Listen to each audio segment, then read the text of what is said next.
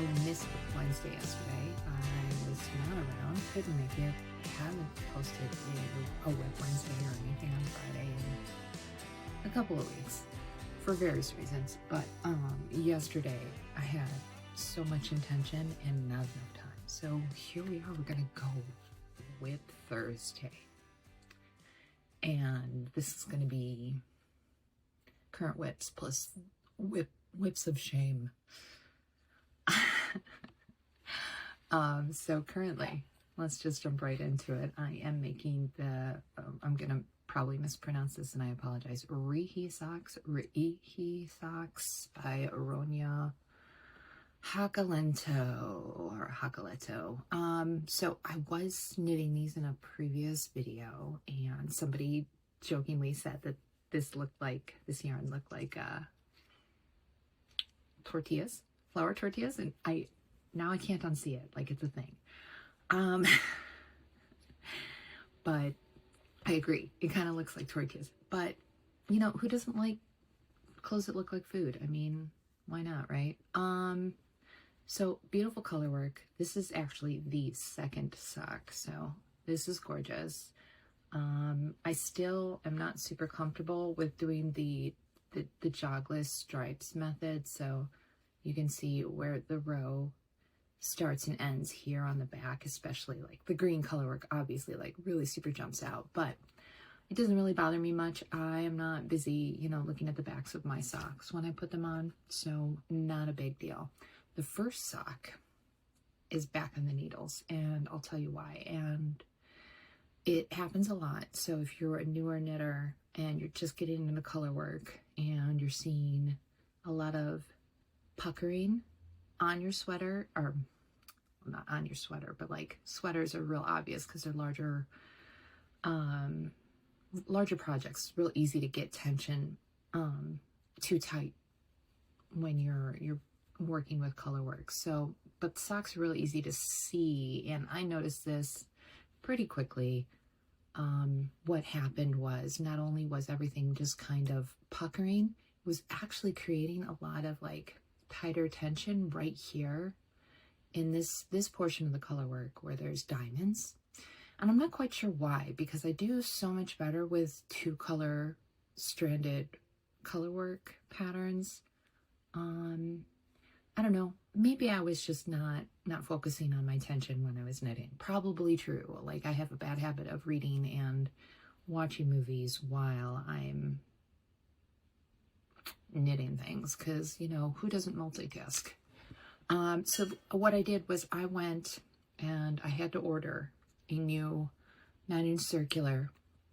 The pattern calls for a US 2.5. I went up to a US 3 in the 9-inch circulars, and ripped the whole sock back because it's cuffed down. So I ripped it back from the toe all the way to this green band right here and started over again.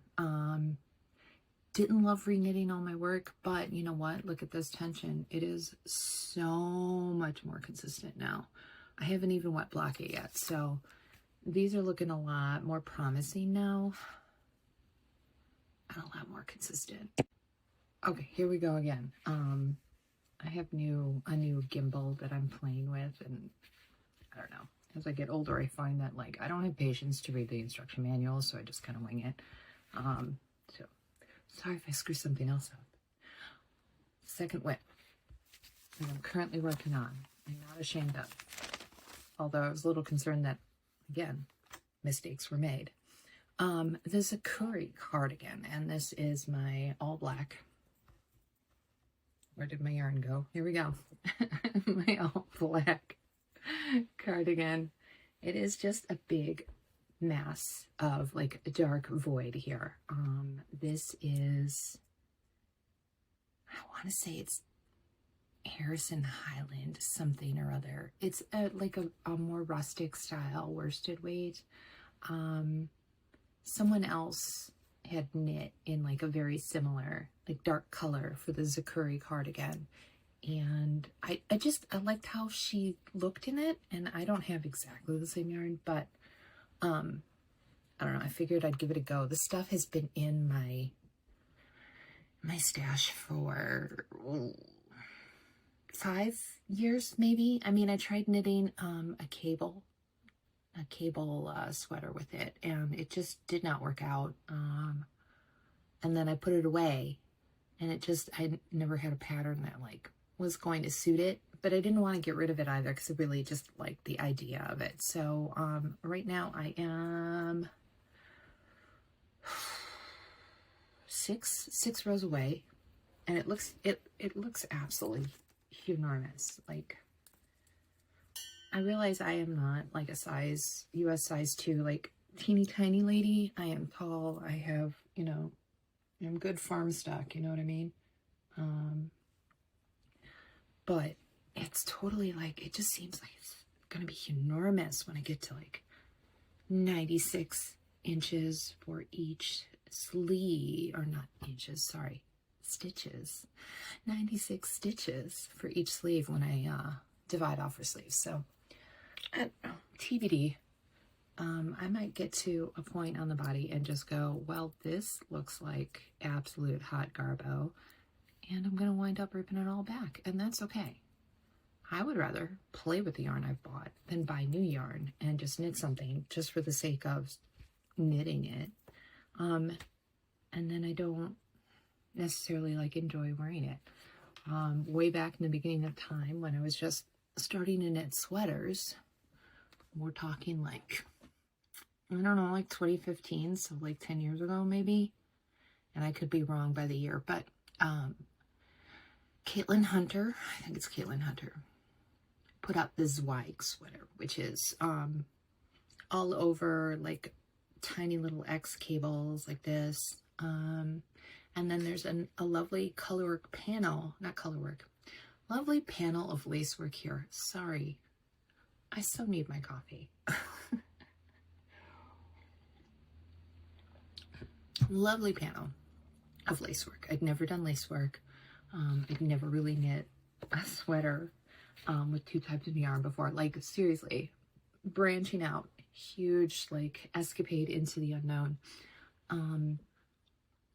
And it came out okay. I mean, I like the yarns, and I like the little crisscross X with pseudo cable situation, because it wasn't really a cable. It was just like decrease, decrease, and then next row is increase, increase. So it makes an X. I never want to knit another X again. And it was a fingering weight sweater. Like, what was I thinking? I was an idiot. I have worn it a couple of times, but I'm at this point right now where I am running out of room for knitted sweaters. So I may have to like rip it back and like repurpose the yarn or something, or maybe give it away or sell it or whatever. Okay. Now for the whips of shame.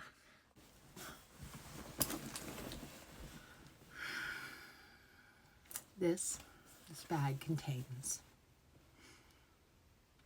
what could be termed as the boyfriend, husband, spouse, what have you, almost cursed sweater.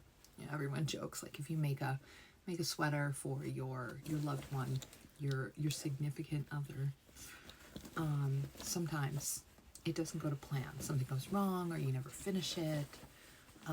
My mom used to joke that when she knit my dad's sweater, my dad is a very tall man, it took her several years, maybe 3, 4, 5.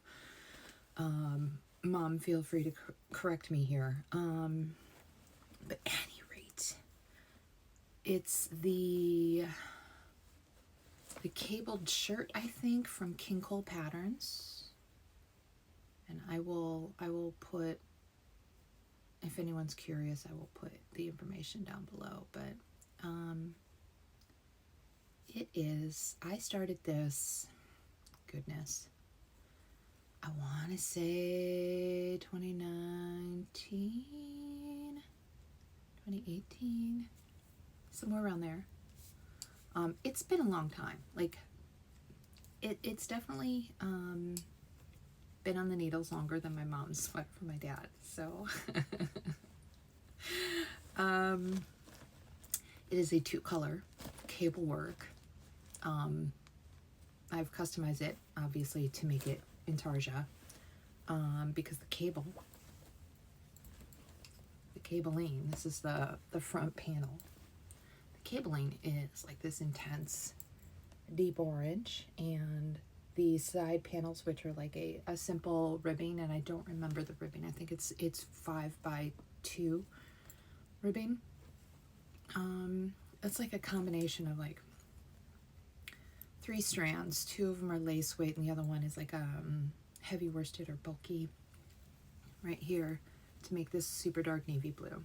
And in case you didn't know, my husband is a fan of Chicago Bears, hence the colors. I mean, like, he would probably wear blue and orange all the time. Every time I suggest something to him, he's like, oh, that'd be great in a dark blue. That'd be great in orange. I'm like, honey, your whole wardrobe does not need to be Bears colors. But, you know, if that makes him happy, good for him. And, you know, as much as I wouldn't wear it myself, if that's what he really wants, I will entertain him. So really, this has been on the needles for a long time because I was figuring things out, right?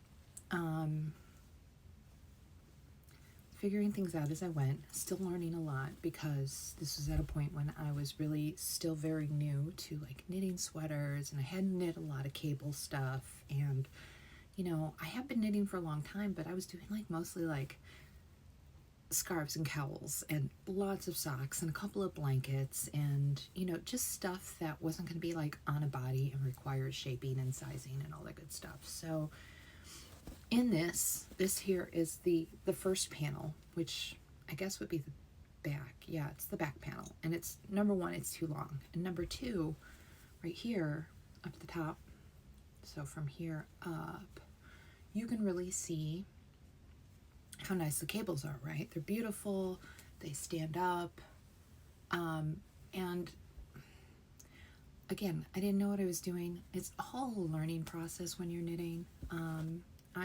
Everyone's learning all the time. But I did stranded color work instead of like full-blown intarsia. So of course that creates some extra bulkiness here in the cable, but also restricts how much the cable section can stretch when the person's wearing it. And then if you go, it started down here, right? And you can see that those cables are not so nice because the stranding, I hadn't figured out the stranding at that point, and I was still experimenting. And as we go up, you can see where it gets more consistent, where the cables are nicer. On my needles forever, I'm going to have to, because it's been so long since I started this, I'm going to have to rip back all of the work, recake all of the yarn, and start over. I'm not thrilled about it. I told him I will do it, and I will. I don't wanna. But I did promise him a blue and orange sweater, so that's my big goal for 2025 is, for knitting anyways, is to get this re-knit, ripped back completely out of there, and back on the needles actively. I'm dreading it. But try to make a commitment and stick with it. The other thing that is currently on the needles and sitting because it needs to be ripped back, where is it? I have the pattern somewhere, is the Misurina. I think it's another Caitlin Hunter. I did a lot of Caitlin Hunter because she does a lot of like lace work and color work and micro cables, and I don't know, her stuff really appeals to me, and because I bought a lot of hand-dyed individual skeins, I'm trying to kind of use them up, so it just kind of works out for me. So here's where I'm at. Right? It looks beautiful. It's gorgeous. The problem is my gauge is off. I read that I knit the right color, the right count of stitches. I knit at the recommended needles. I did swatch too, but it's really, it's snugger than I want it to be. So what I'm going to have to do is rip it back all the way and size up. I still want to keep the same density of stitches, right? It's gorgeous. And I love the color combos. I mean, it's 2 different batches of dyed yarn. I think the blue-green is from Grenouille Co. I bought so many skeins of this blue-green because I love it. I think it's beautiful. And then the pinky color is Rose d'Argent, maybe. Also maybe from Grenouille. I don't wear a lot of color, but like every once in a while, you know, like I'm wearing beige today, but I have to work after this. It's gorge, but like it's so short on me. Like I did things, like, and I know it'll stretch out when I wet block it, but like I'm not currently comfortable with how snug it is going to be across my bust. So this is the other WIP of shame. Not really of shame. It's just, again, like, I would like things to be done the first time and not have to redo them, but whatever. I do have plans for, like, other sweaters and other projects. I've been perusing everyone else's videos on, like, TikTok and Instagram and whatnot, and Sasky and Co. Some lovely stuff that I really want to dig into. And then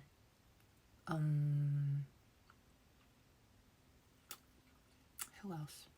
Oh, I've been seeing like lots of Fisherman Grandpa or Maine Grandpa sweaters. So like there's this one that I saw is a tomato sweater, and I didn't look into like who the designer is, but it's like all black and it's got a bunch of vine ripened tomatoes on the front.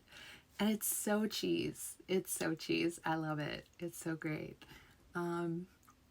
It's just, it makes me smile. I just want to make like all the colorwork sweaters just for fun.